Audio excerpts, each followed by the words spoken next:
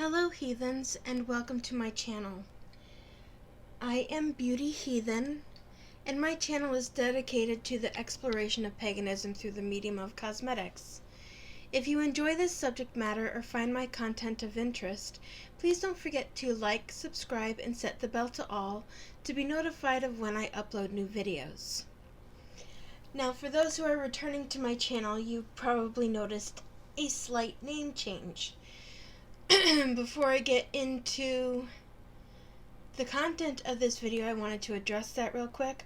It came to my attention literally in the evening of when I had posted the giveaway video that there is another channel and another Facebook page and another insert social media platform here by the name of Heathen Beauty. The owner of the accounts reached out to me very nicely and asked me to change my name, which of course I obliged.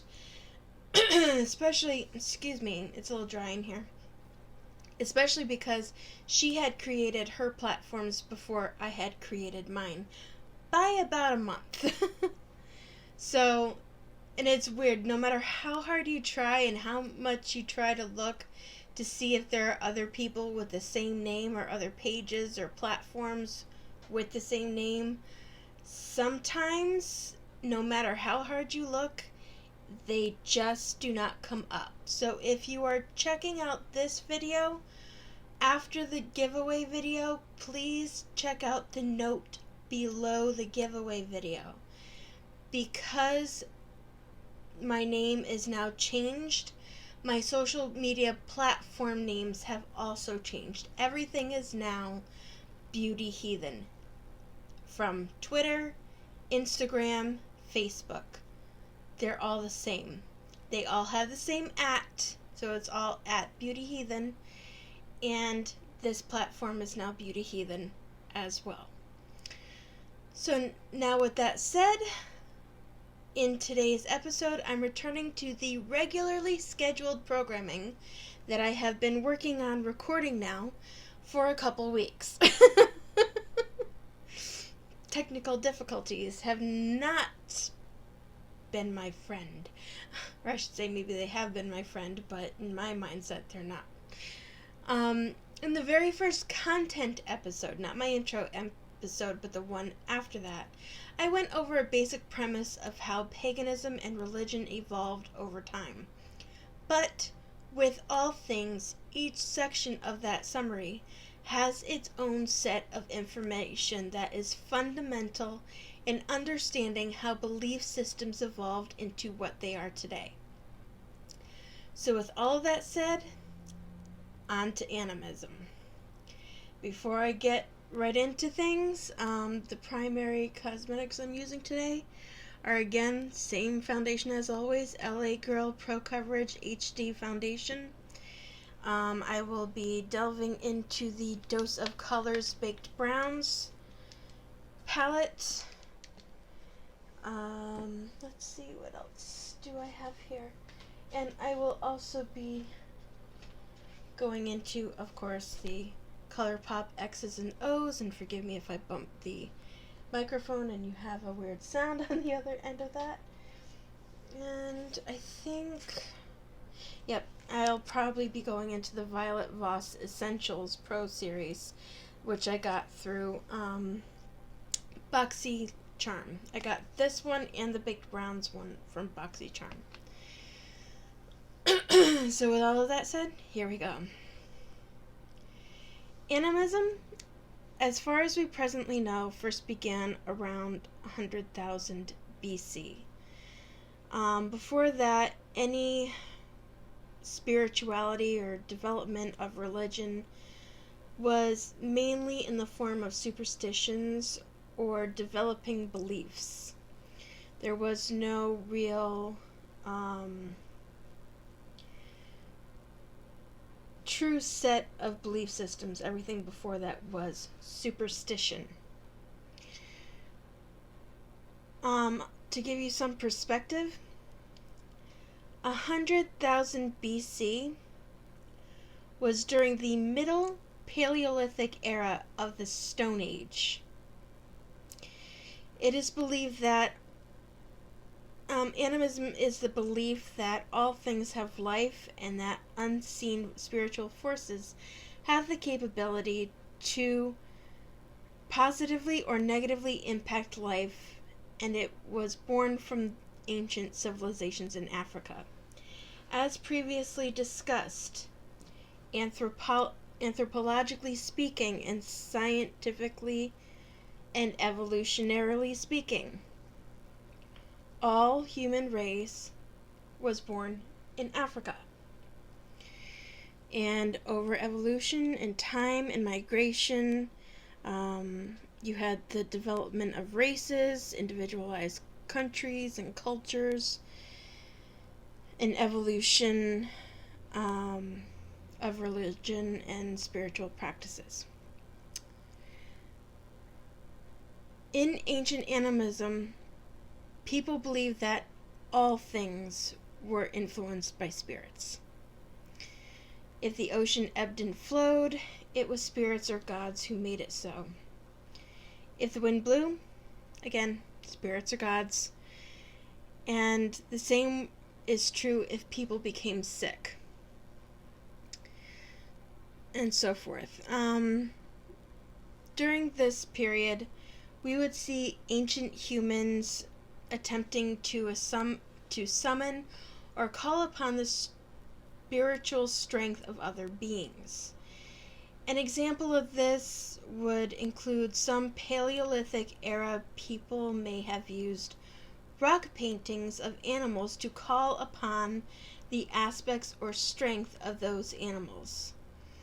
Also in ancient animism, we saw the belief in transference of strength or spirit by means of consuming flesh. Now, this wasn't just flesh of an animal. This also pertained to the flesh of tribal leaders, especially those that they had fought and defeated in battle. They believed that by consuming the flesh, you took on the strength and the spirit of that animal or person. I know it's a little gross to think of, but ancient society, and unfortunately that's in some ways, there have been cannibalistic tribes and groups of people, and that belief system has kind of carried through to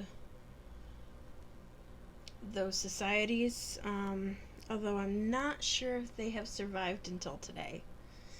So don't quote me on that.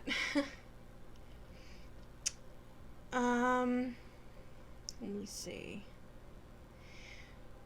Also around that time, we saw the first beginnings of burial practices.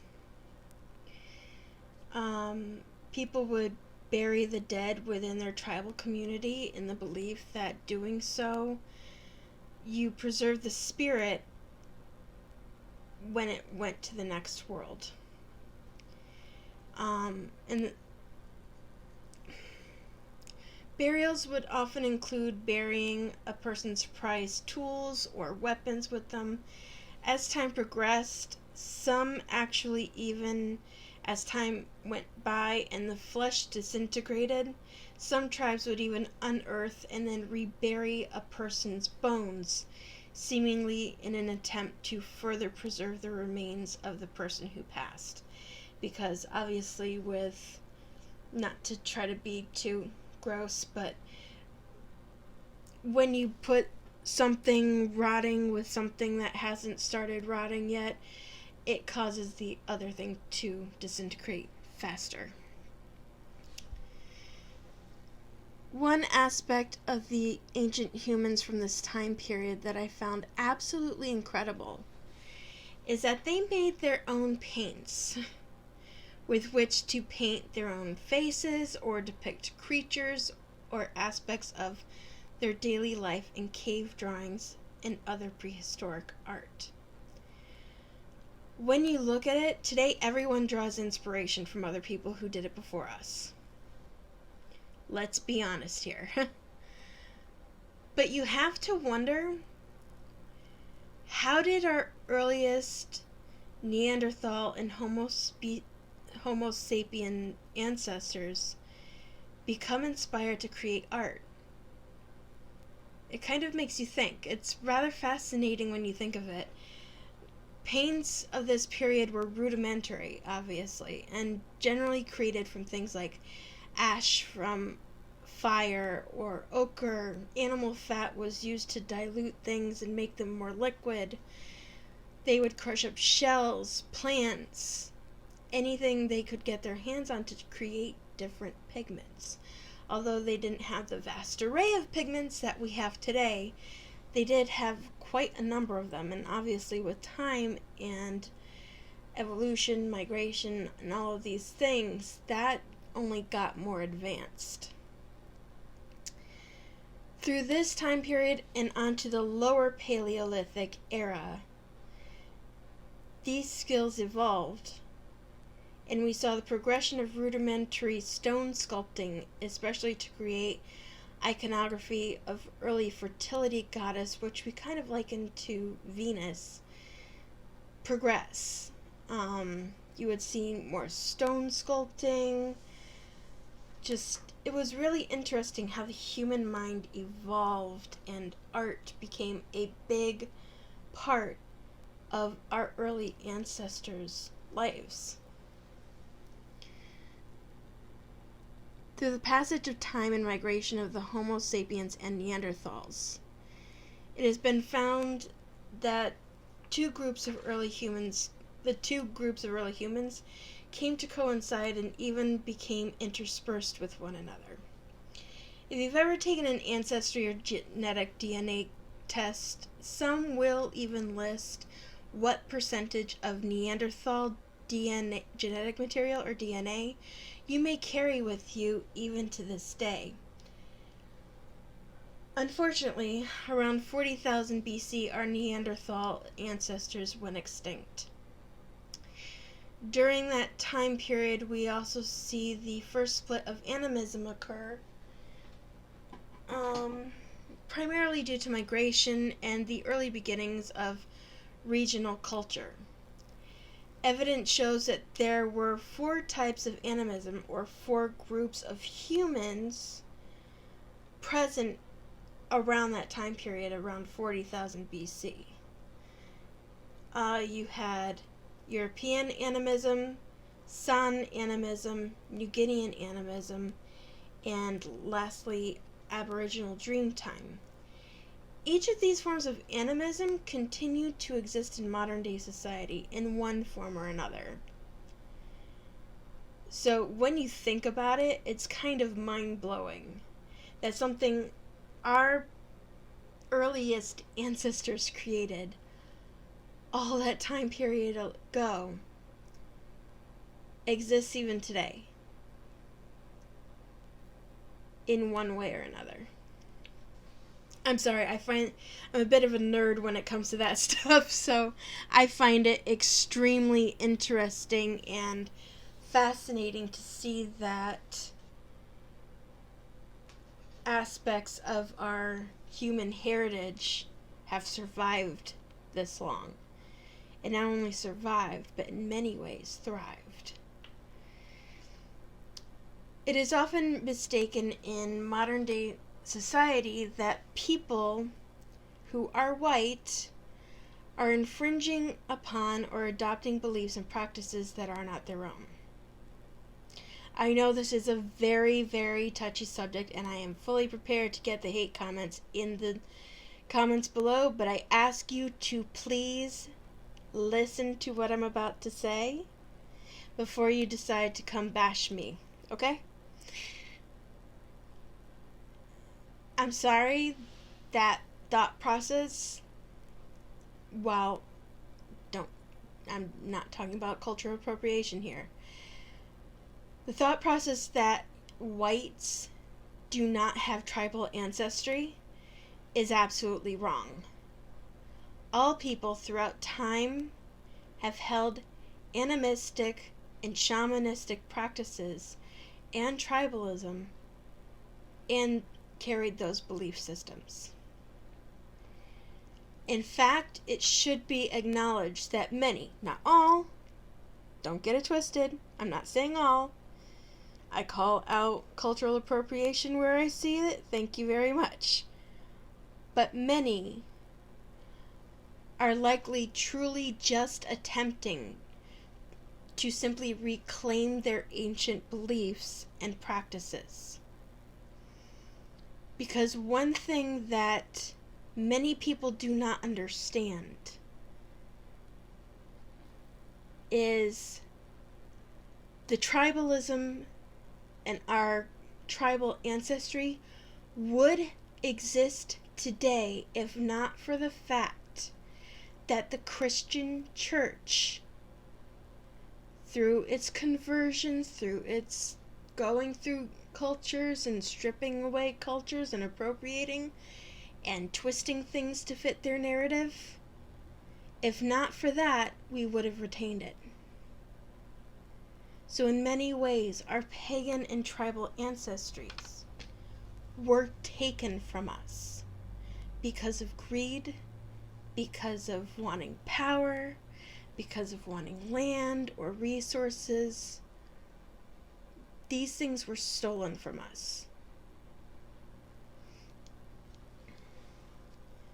And while I understand that saying as such may rub a lot of people the wrong way, scientific and anthropological evidence is irrefutable on this. European animism, like with all inherent pagan religions and belief systems, involved the veneration of ancestor worship and included a universal faith for humanity. Now, that's not to say that it was universalistic. Sorry, I'm tripping over my words. As human evolution and tribalism became ever prevalent with the increase in separation and segregation between groups, intertribal warfare, and evolution of regional development of culture occurring, fighting between people over minor perceived difference was ever present. Even back then.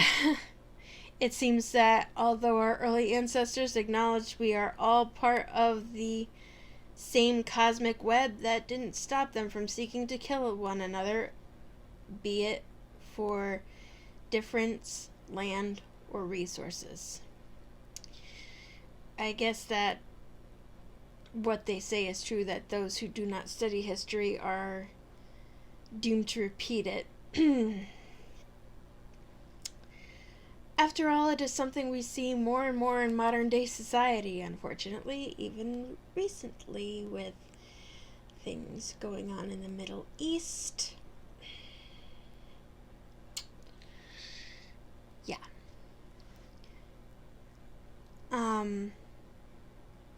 But it's something that we're seeing more of, especially with the assistance of social media and the World Wide Web.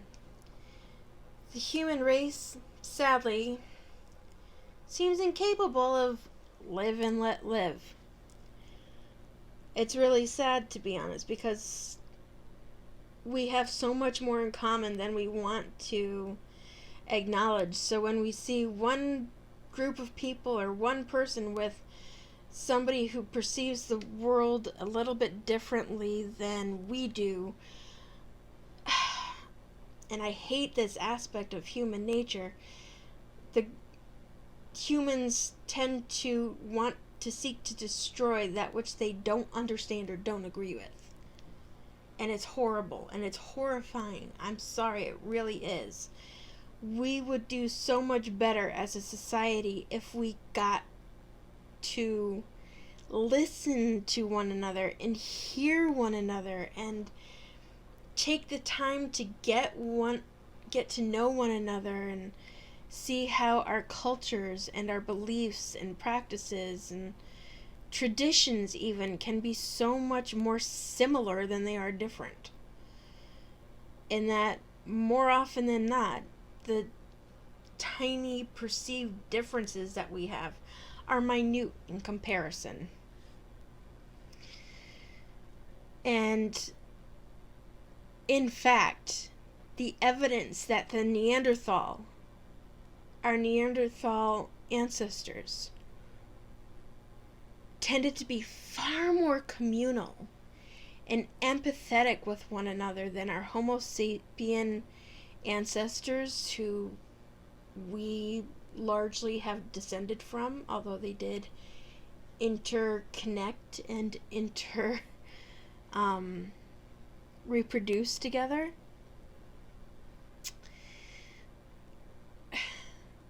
I can't help but sit and wonder how society would be different had they survived instead of us. You know what I mean? It's just food for thought. European animism was the predecessor of many polytheistic systems which later came to be, including Celtic, Nordic, Scandinavian, Roman, Grecian, Germanic, and such groups. So even if they had different pantheons, different names for different deities, they all kind of came from that one root belief system in that one group. San animism is a form of ancient animism that has survived through to modern times. And as such, there is a bit more information available than there might be other ancient animism forms. San animism is practiced by the San and Khoi tribal communities in South Africa. And if there are anybody from that region watching this video right now, and I am butchering the names, I absolutely and completely apologize.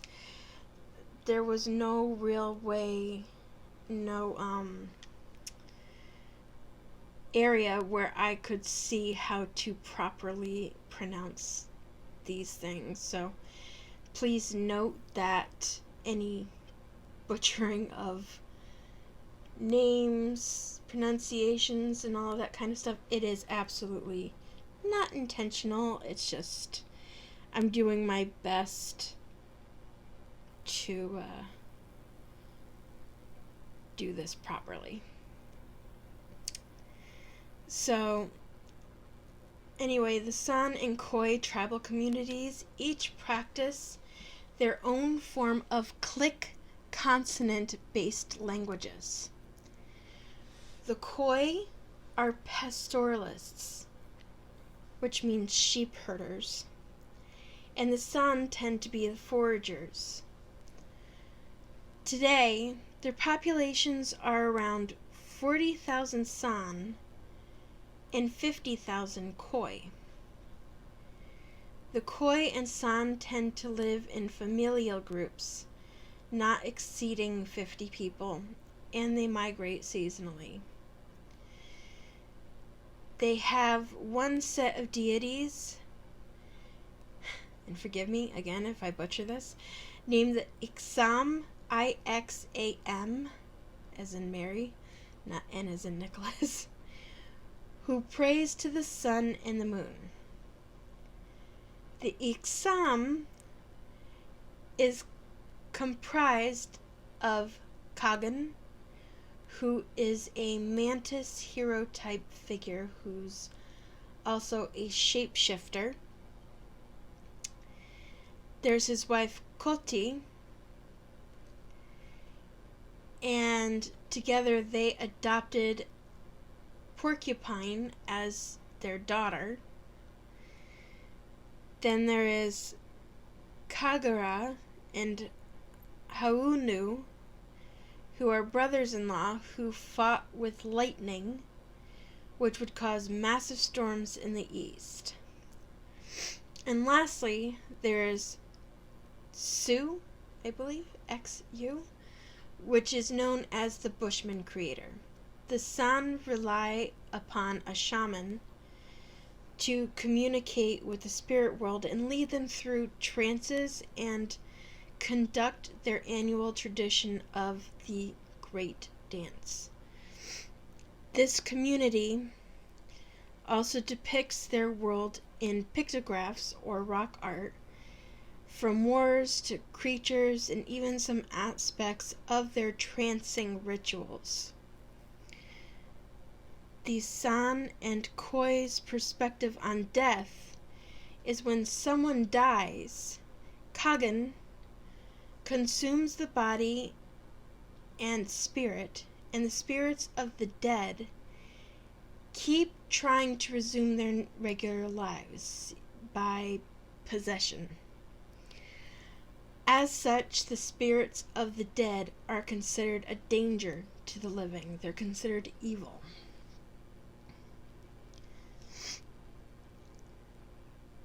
The next form of animism on the list is New Guinean animism, found on the island of Papua New Guinea and other Indonesian and Asian nations.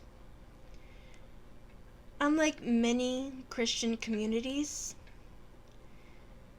today's Papua New Guinean residents do not see contradictions between their Christian or Islamic beliefs and their indigenous animism origins. From what I read, Papua New Guinea is about 96% Christian, if I read that correctly, and have a population of approximately 2,000 people who follow the Islamic faith.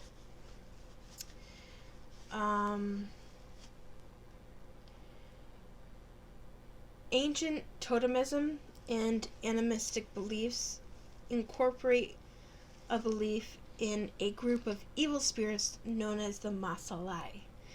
And again, if I'm butchering this, I apologize.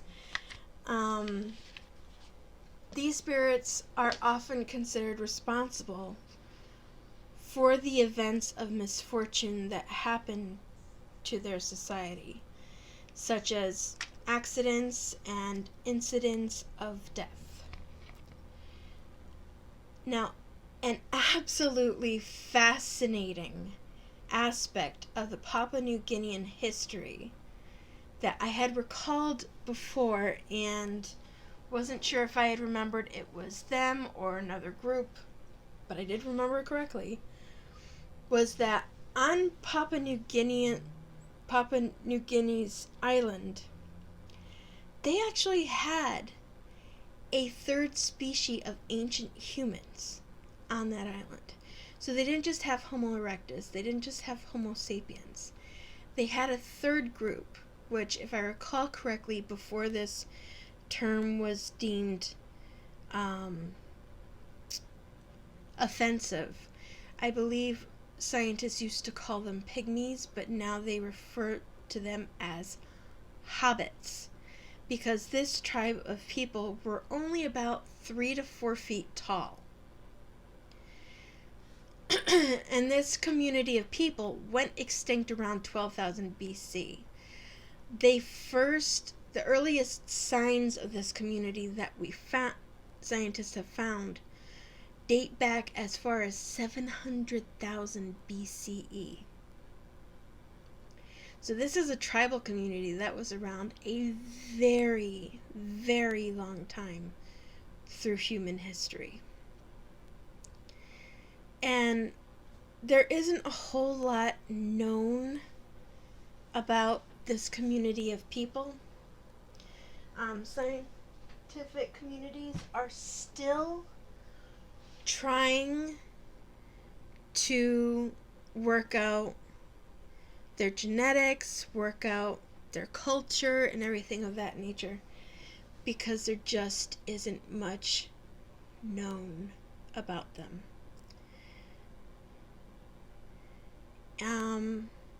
Much like other animism communities, early Papua New Guinea, New Guineans rather, created rock art, they created primitive jewelry, and were early hunters and gatherers. This community of Homo sapiens migrated and populated territories related to Indonesia, Africa, sorry, not Africa. I believe Northern Australia is the area.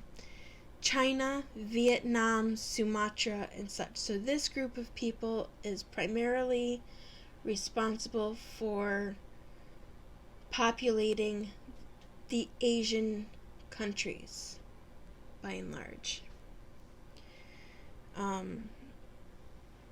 So we have the European animists that populated most of Europe. We have explored the San, who are in South Africa.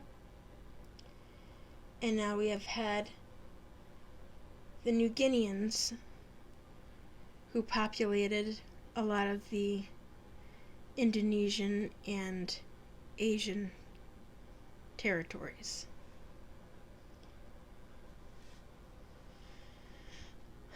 The final group, and this is a group I'm going to be extremely impassioned about in the next video that I'm going to do, technically tonight, but will go up on Monday, and that is the ancient animism form that belongs to the Aborigines, and it's called Aboriginal Dreamtime. To date, the Aboriginal community, due to its isolation to the Australian continent, has been shown to be the world's oldest sustained society existing today. Now, while that may not seem like a huge thing, it is. Basically, what that means is until Europeans traveled to Australia and affected the Australian continent, the Aboriginal tribes that were there were largely untouched by modern day society and by the effects of, well, many forms of evolution and the effects of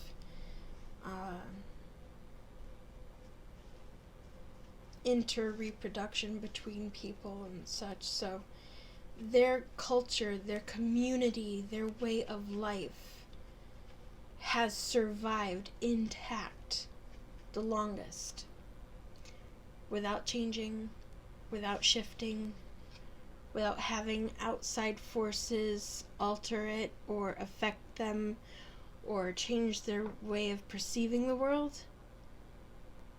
That's what that means. Unlike other groups of animists, the Aboriginal people seem to have retained their Stone Age societal constructs, beliefs, and practices until the European invasion began. So through thousands upon thousands upon thousands of years, oral histories of prehistoric events survived even to modern times. Ancient Aboriginal groups also formulated a method of carefully creating seasonal fires as a method of land management, which is something I am going to rant about in the next video. But anyway, before I digress, they did this to reduce fuel loads and prevent wildfires.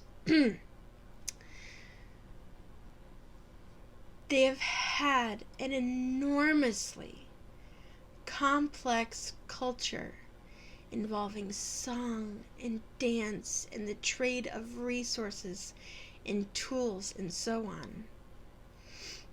Aboriginal tribes, both ancient and present, practice a trance-like state called dreamtime in an effort to connect more deeply with the spirit world and their ancestors.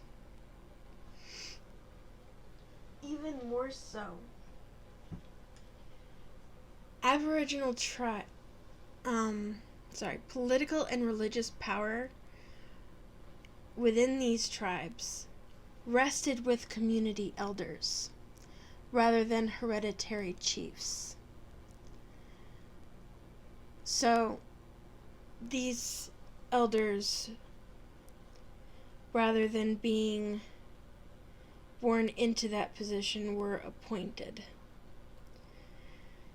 Disputes were settled communally in accordance with an elaborate system of tribal law.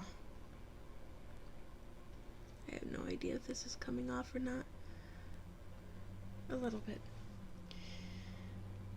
Vendettas and feuds were not common at all, especially when laws and taboos were broken. Aborigines invented the method of cremation of the dead.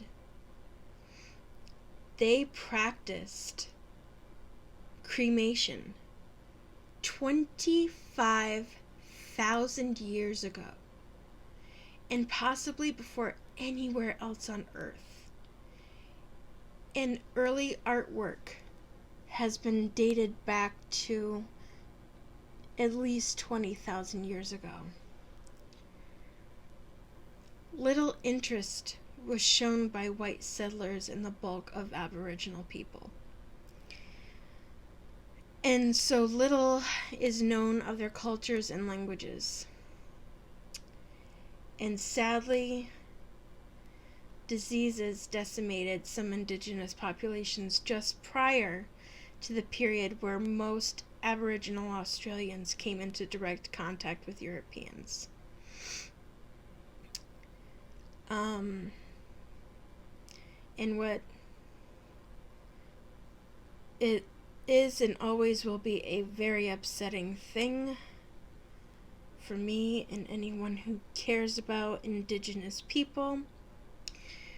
To date, racism directed at and the oppression of the Aboriginal community has perpetuated through hundreds and hundreds of years. So, through all of this, one thing remains constant, regardless of our territorial or animistic origins. All ancient communities stemmed from one place and carried through traditions and beliefs and cultural practices that were relatively universal between groups. They may have called upon the spirit world in different ways. They may have had some differences or evolutionary practices that were originated by them, but in all, they had far more in common than they did different.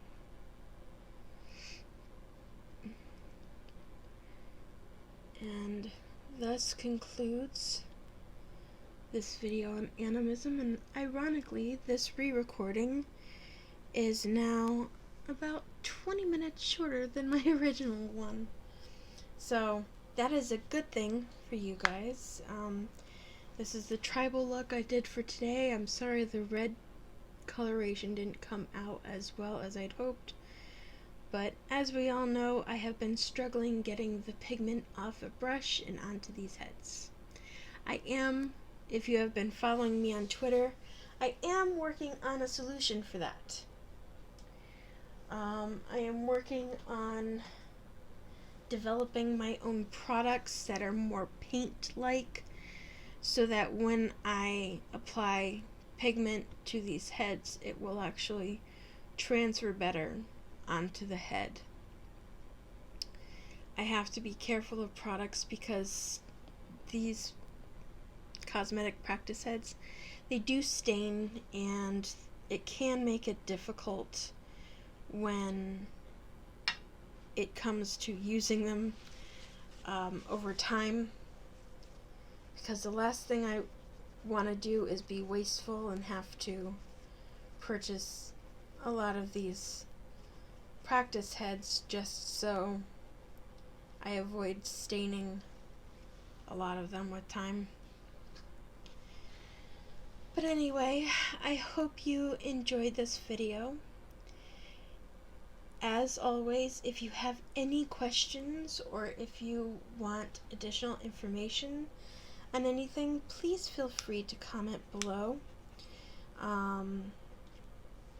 If you have any feedback, also feel free to comment below or reach out to me on any of the platforms that I will have listed below, from my Twitter, Instagram, Facebook. You have multiple ways of reaching out. And with that, I hope you all have a wonderful evening. I hope that you had a fantastic new year, and I wish everyone blessings, and with that, blessed be. Until next time, be well.